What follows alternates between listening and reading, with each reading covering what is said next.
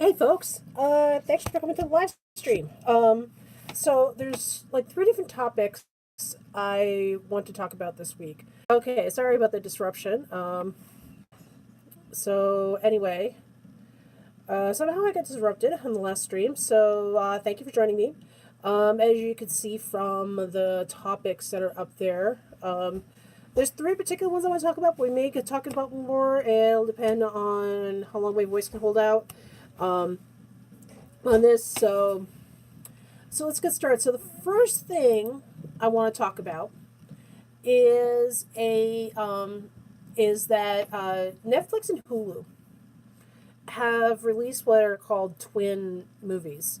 Now, in the entertainment world, when movies are released as twin movies, it usually means that two studios have released films on either the same or similar topics.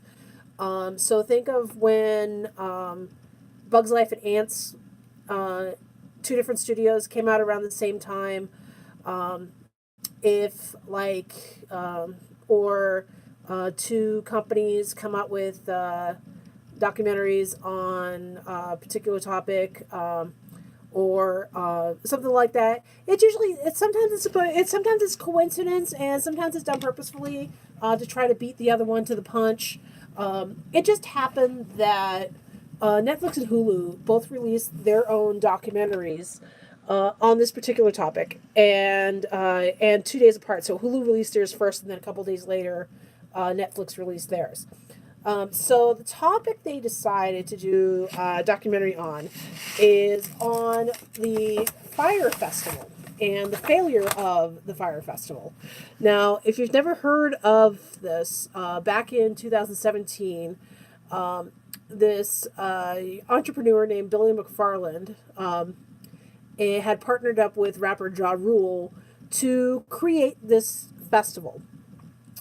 And on the with the festival, it was this huge disaster. A lot of it had to do with them trying to prep this festival in such a short time because they're trying to do it in 6 months. And something with this big, you really need at least 12 to 18 months in order to do so, in order for it to be any amount of success. And they did it in way too short a time. And the people got there; they were trapped. The acts ended up canceling before the festival even started, and there wasn't any music. So it ended up, instead of being the 2 weekends that they were hoping that it would be, it actually ended up lasting like 2 days. And then they had to ship everybody home because the festival was not happening. So it ended up being the colossal disaster and memed like crazy and whatnot. So it ended up being really this really big failure and was like memed like crazy and whatnot. So the so Netflix and Hulu have both come out with their own versions of the story. Okay. Um, if you go on Hulu, their version of the story is fire fraud, and theirs focuses more on the promoter Billy McFarlane as a as this entrepreneur who was very actively committing fraud in order to try to cover his own butt on this, because he really, from everything I've gathered, he really wants to put this festival on, but at least according to this, according to the Hulu one, he really wanted to do this, but the forces were against him, and he had to keep committing fraud to try to cover his own butt, and this kind of carried over into his other ventures. Because he created this credit card called Magnesis, which was aimed at millennials in New York, and in order to try to get more investment money, he was constantly lying, and I mean he eventually got sent to jail for fraud. I think he's still in jail right now because he's supposed to be serving like 6 years, but when they did the so anyway, the Hulu documentary focuses mostly on McFarlane, and on his crimes and what he did, and they actually do interview him. I guess they paid him for the interview um, on these crimes, and um, which almost seems like a waste of money. Which almost seems like, yeah, he even committed fraud with the with the filmmakers too, because he was given questions and he didn't really answer a lot of them. Um, I'm just gonna drink water here.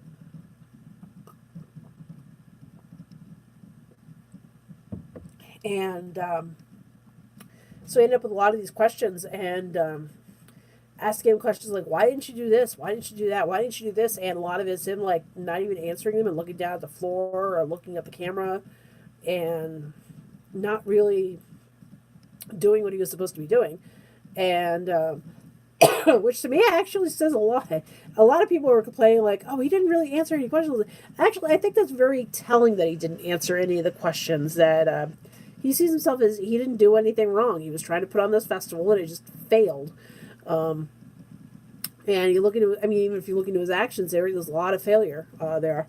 And they interviewed not only Billy, but they also interviewed a bunch of people that also gone to this festival, or that were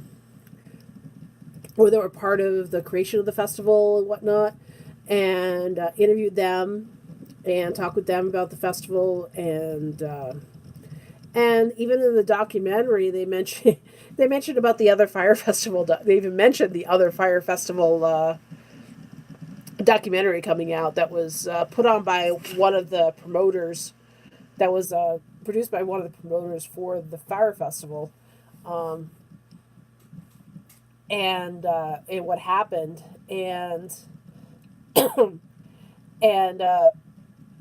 so the Hulu focus, while the Hulu version focuses on Billy McFarland as a personality and what happened, and those people involved. Um, the Netflix version actually focuses on uh, what was going on and all the fraud that was being committed in order to try to put on this festival, and focuses on the people that were affected by this. Um, and the Netflix one is interesting because it is directed by it was produced and directed by those who worked for their promotion company that worked for that did the promotion for the Fyre Festival itself.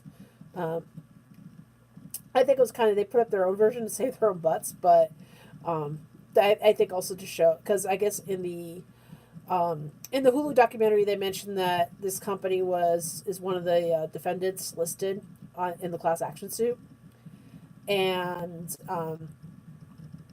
in this version of it they don't mention that. They just it's almost like they put out their own evidence to see this wasn't us that was doing this. Um, we were only just following directions, and but yeah,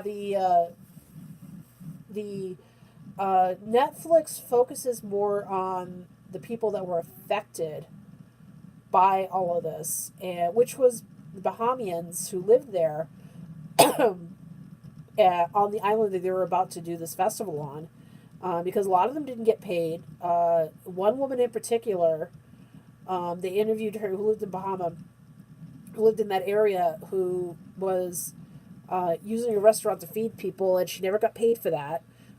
She ended up paying workers out of her own pocket.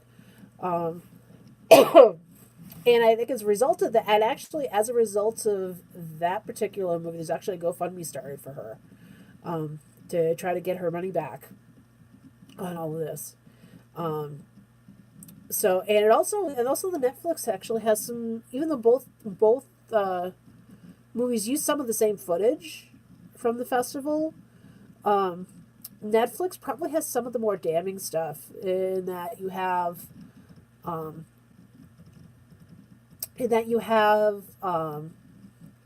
at one point Billy McFarland, in one of the videos, because they, even though he isn't interviewed for the Netflix movie, excuse me, my throat's like really dry right now. Even though he isn't interviewed for the Netflix movie, he is what do you call it? Um,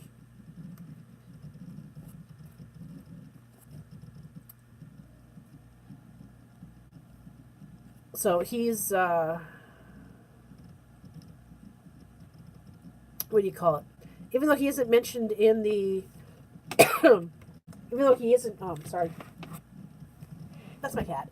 Um, Even though he isn't in the, isn't interviewed in the Netflix movie, he's actually in footage in the film, talking with the people behind the scenes and investors and whatnot, and they used some of the footage from that where he was talking with people, and and some of that footage is pretty damning against McFarlane and Ja Rule at one point because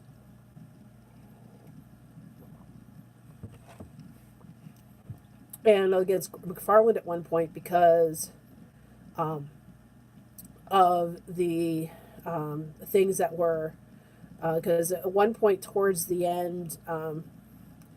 they towards the end of everything going on with the Fyre Festival, um, Ja Rule is heard on one tape on a conference call saying, this was not fraud, this was not fraud, or something to the effect of, this was not fraud, this was not fraud.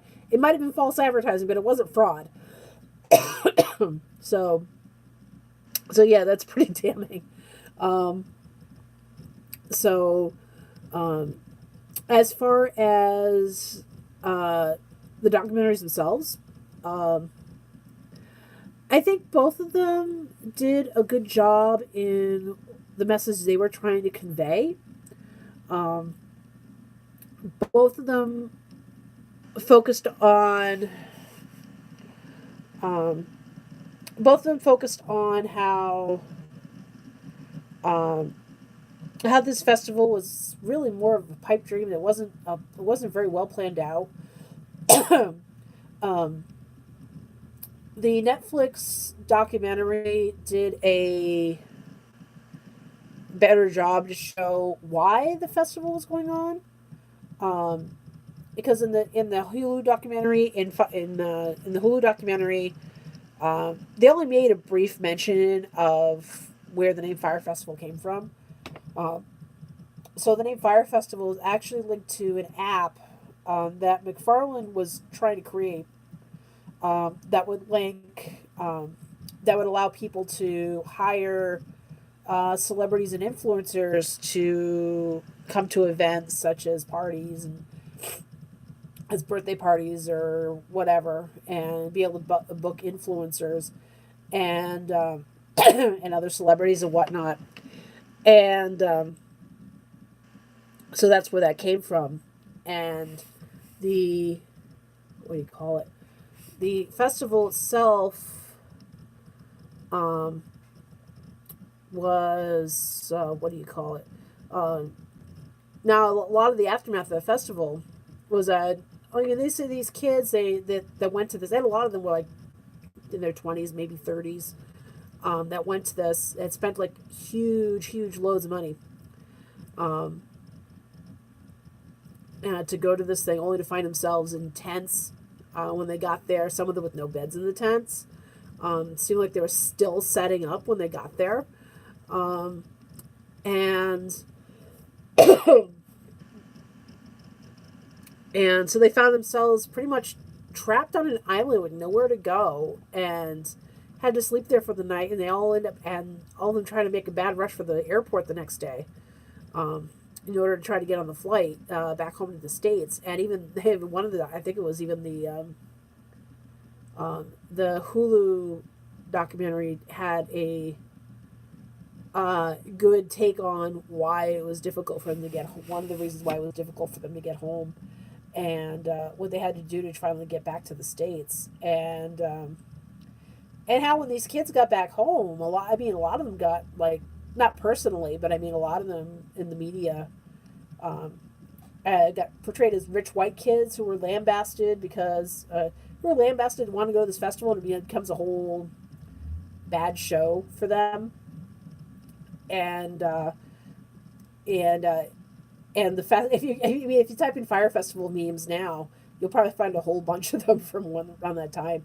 And a lot of them got lambasted by the media for going to this festival and the guy who created the festival was charged with fraud and wire fraud, and he was also charged with things that happened after the festival. Um, so so yeah, so the so the yeah, so the so yeah, so the documentaries both have a slight, like I said, they both have a slightly different take on on the story, and so which one's worth watching? I actually think both of them, so you can get the two different perspectives. So you can get this perspective on for the Hulu documentary um, on who this guy was, on who Billy McFarland was, um, and what he did and the crimes that he committed um, in creating this festival, and get more of an idea of the kind of person he was. Whereas the Netflix documentary focuses on the people around him that affected, including those who worked in the Bahamas and worked on these and worked on trying to build these things for the festival. Because in the Hulu documentary, they only make a brief mention at the end of it, but a lot of the focus towards the end of the Netflix documentary is on how it affected the local economy in the Bahamas, and there's a whole lot of different issues. So I actually recommend watching both of them for the different perspectives. The Hulu documentary, especially because of watching a guy try to squirm his way out of answering these questions and trying to answer these tough questions that he's being asked about the festival and his part in it, and trying to find his way out of it. And you can tell that he's lying through his teeth, because they'll bring up some of the stuff that he said and then show in the documents, no, that's not what actually happened. And just seeing this guy try to worm his way out of this. So yeah, so in my opinion, if you want to watch both of them. They're both good.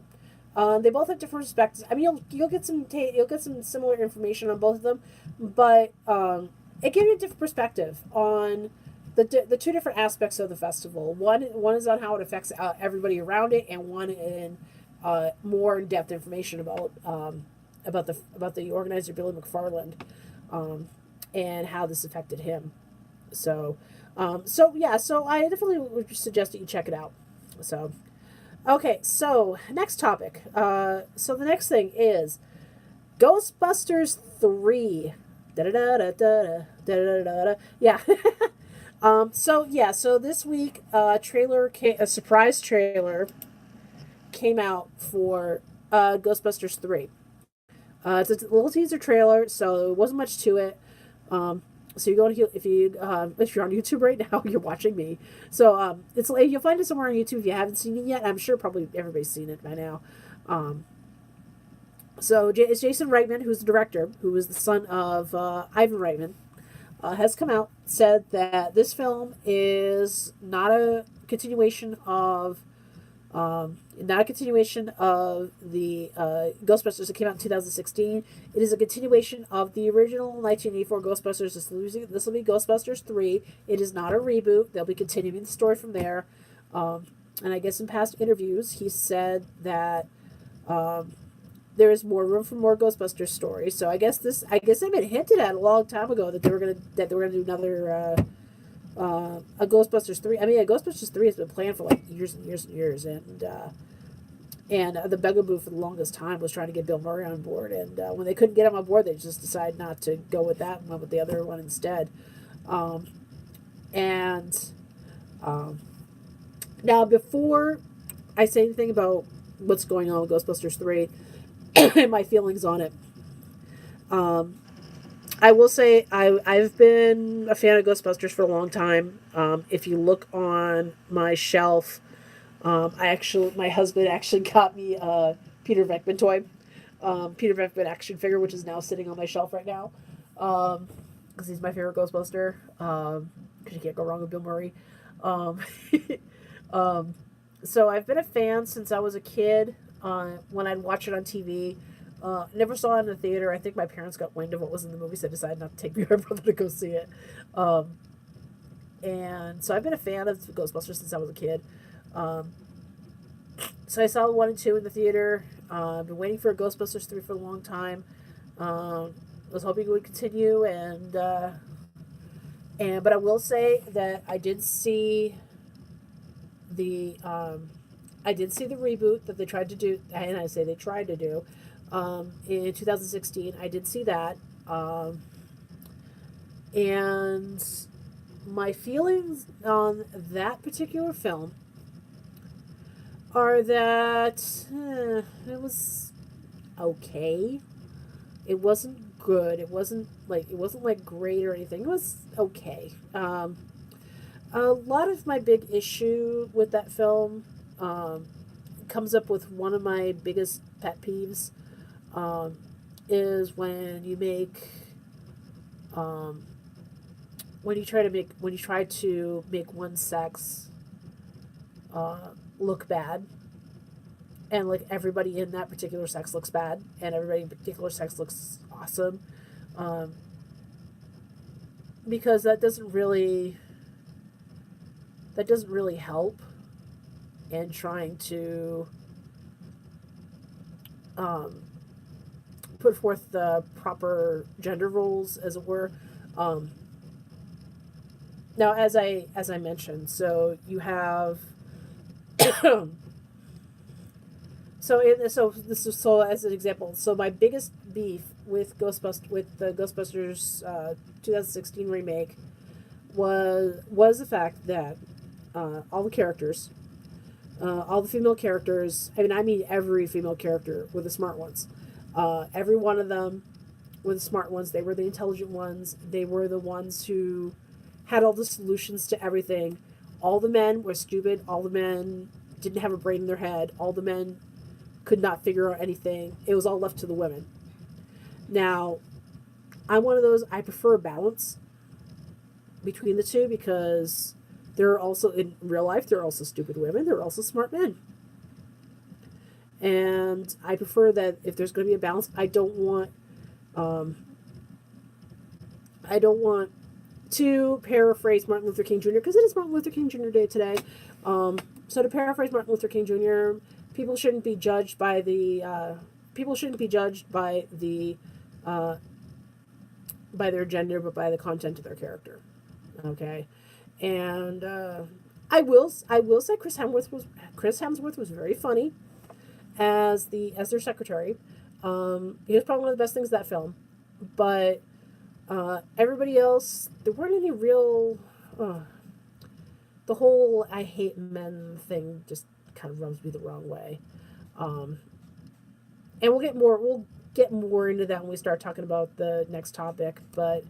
Um, but anyway, I did see the Ghostbusters remake a while ago, and I haven't seen it since. Reason why. Um, and I thought it was you know, I didn't think it was terrible, but I didn't think it was like, I thought the fight at the end was good, but other than that, I didn't really care for it. So when they announced the Ghostbusters 3 and I saw the trailer, I'm like, oh, great. Now they're probably going to it's directed by Jason Reitman, who's going to honor his father, who's going to do it right. Um, at least we hope. um, and most likely this time around, they're probably going to have a mixed cast, which will be good. Um, which it's not going to be all men or all women. It's going to be mixed. So they'll have men and women in the cast this time around, and which they've done with other Ghostbusters TV series. I think the Extreme Ghostbusters had a female character in the cast. Um, and that was a pretty good show. So so they've made this announcement. So a lot of people have been like, "Great, we wanting to see this." The ones who have not been happy are the ones that actually liked the thing. There's like, you can't do. What are you doing? What do you want? And it was like, oh, wait, you're not gonna have the original cast. You're not gonna have the cast from the 2016 in there. They're like, no, no. It's a different story. Um, it's a different story. It's a different timeline. They're going to continue with the 1984 timeline with this one, and they'll continue with the film, and continue with the story from there, and it'll be great. It'll be good. Um, I guess Leslie Jones, who was one of the members of the original cast of the not the original cast, sorry, of the 2016 cast, had gone on Twitter and made some comments about this is just like Trump. I'm like, what are you talking? It's a Ghostbusters movie. It's not like Trump. Um, so she said some really ridiculous comments. Let me see if I can bring them up here. I'm not gonna say everything she said because it has some swearing in it. My son's in the next room. So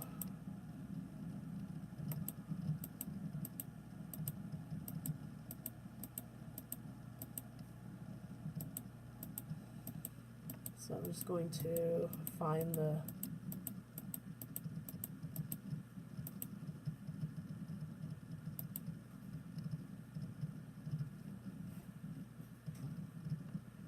Twitter here.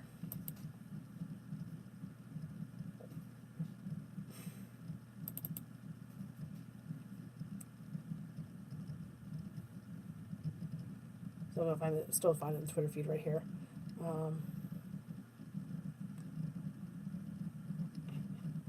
So I just want to check my email. I just found out I had 100 something in one of my emails. So I'm just gonna check the Twitter feed here.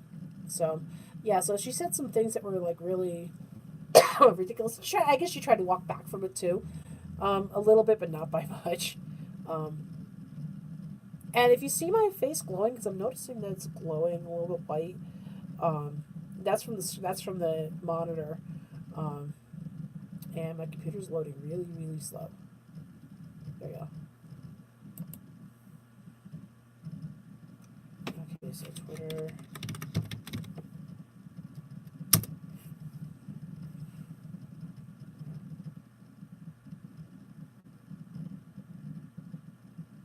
So I'm just loading it up here so I can bring the tweet up. But yeah, basically her tweet. Um, she had sent it out to the other members of the cast plus director Jason Reitman, who um, also Jesse to Jason Reitman. Here we go. Okay, so I'm gonna search.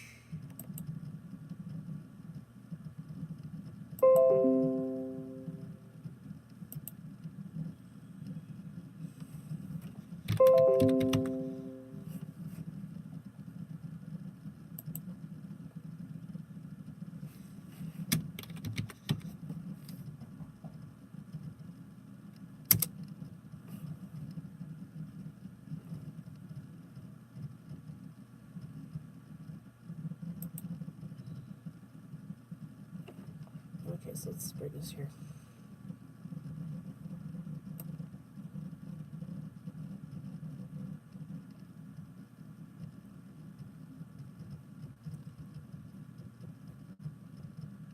Okay, there we go. Sorry, I had just lost the connection there for a minute. Okay, so this is the tweet that she put out. Um, she said, "So insulting, like f us. We didn't count. It's like something Trump would do. Trump voice. Gonna redo Ghostbusters. Better with Men will be huge. Those women ain't Ghostbusters. Ugh, so annoying. Such a D move. And I don't give a f. I'm saying something." So that was her tweet.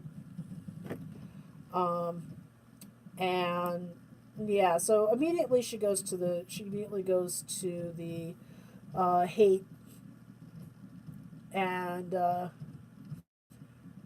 all of a sudden it's about Trump. So it's like um, all of a sudden it's about Trump. So it's just ridiculous, and so that's like the go-to argument. Yeah, you can't stand up your argument. So f Trump. So um, so that was her argument, and which goes back to the whole accusation from when this 2016, where it seemed like anybody who didn't like that movie was accused of being misogynist. No, it's not misogynist to hate a bad movie, um, and because like I said, I thought it was okay. I didn't think it was the greatest. Um, it had some good points, but it's not the best movie. It's not the best of them. So I'm actually kind of looking forward um, seeing this Ghostbusters 3 next year and seeing what they're doing with it. It is coming out summer 2020, so keep an eye out for that. So we got that. So the third thing I wanted to talk about today.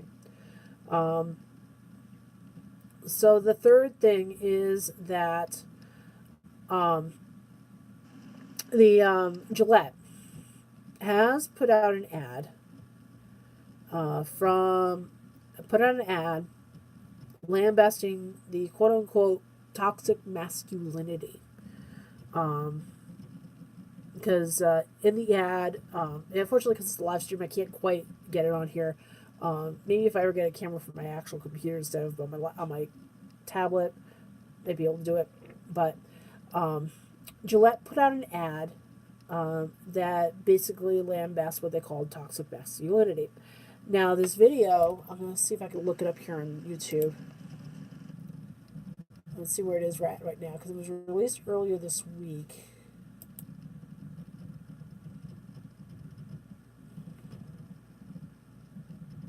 And see where it's at as far as views right now. And let's see, don't know. And let's.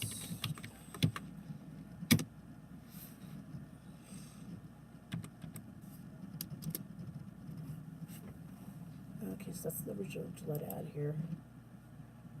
Okay, so right now it is sitting at 666K likes and 1.1 million dislikes. Now, if you haven't seen the ad, I encourage you to go see it. I encourage you to go watch it just so you can see how ridiculous this thing is. Now, I've been watching a bunch of videos this week on the backlash to this ad, and excuse me. And after seeing it, I can understand the backlash because like I said, it plays into the fact that it plays into the idea that all men are a certain way. Because they bring up the ad, they bring up Me Too, they bring up mansplaining, which one of the videos I watched missed this, thought that the whole, because there's a scene in the video where a man touches a woman's shoulder in a conference room, she suddenly feels uncomfortable, and I think what he missed in there was the dialogue with the guy saying what I think she was actually trying to say is kind of thing, and which some take as mansplaining, which if you don't know is a really ridiculous term of men should not be of men explaining some things for women, even though they may be versed on the topic. And so you have, so in the ad, they feature boys wrestling, kids getting bullied,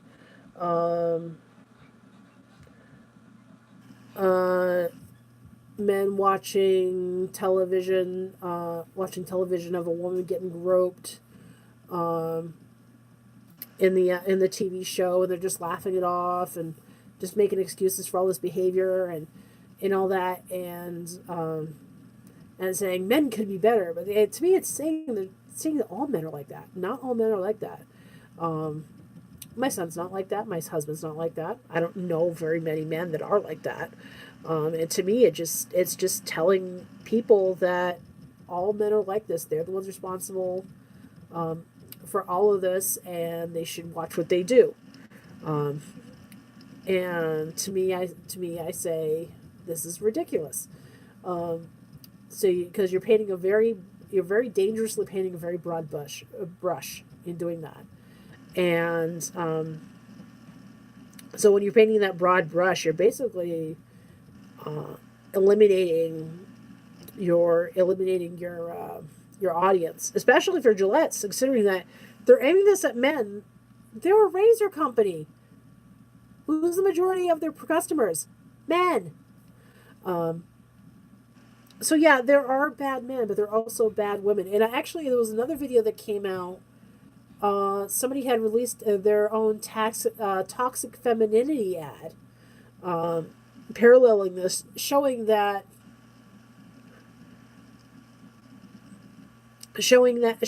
women have similar issues that they need to correct too.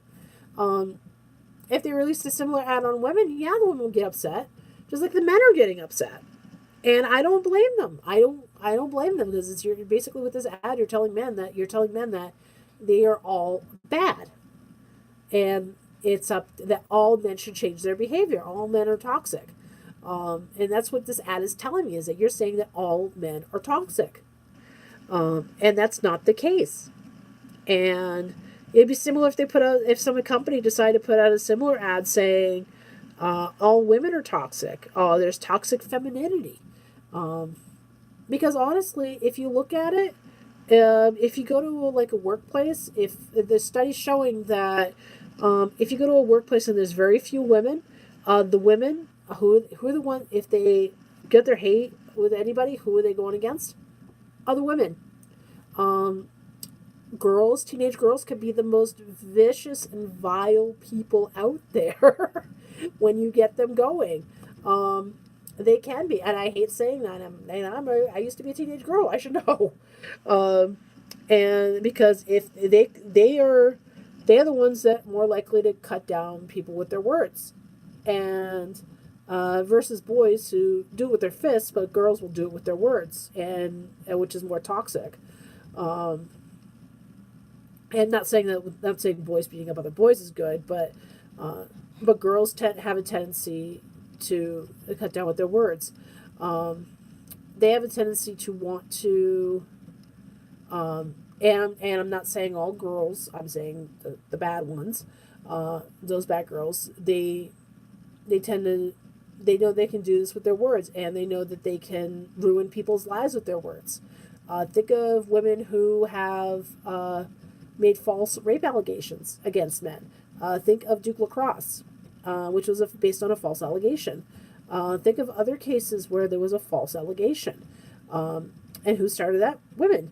There's actually an anime on right now about a man who was set to be a hero, but is trying to fight an uphill battle because of a false rape allegation. And it's like, so I'm seeing a lot of videos like, oh, this show is junk because of it. It's like, no, it happens.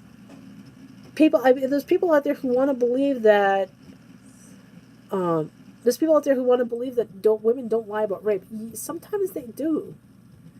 And that's why it needs to be investigated. I'm sure a majority don't, but some do.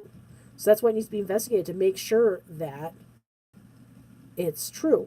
There was a story I remember reading a while ago about a woman who made an allegation against a man, or maybe a couple of men. She said she was raped, and so when the police came to his door and asked him about it, he said, "Let me show you," because he actually, to cover his own butt, he actually taped the encounter. And it showed that, no, she wasn't raped. She was a willing participant. So the case was closed. And sadly, there's been this whole exotic culture around filming people around sex tapes, um, and around people filming them for putting them on porn sites or whatever or whatnot. But sometimes it's to cover their butts, and to prove that what they said did not happen. And then this was a case where man was lucky, he taped it. But this ad just kind of rubbed me the wrong way, and showing the duplicity of the company of Gillette, which is owned by Procter and Gamble, by the way. So just showing the duplicity of Gillette. One of the people that I follow, Indie Dave Comics on Twitter, had posted um, and it basically posted a picture of two women in skin tight outfits, blue skin tight outfits with Gillette, with the word Gillette across their butt, and basically inviting people to look at their butts, which is why I never understood the whole words on the butt thing, um, trend that happened for a while there, and so Gillette has been accused of not being the wokest themselves. And that's the problem with the companies, is that they try to go these directions to try to prove that they're woke, quote unquote woke, and it doesn't work out for them.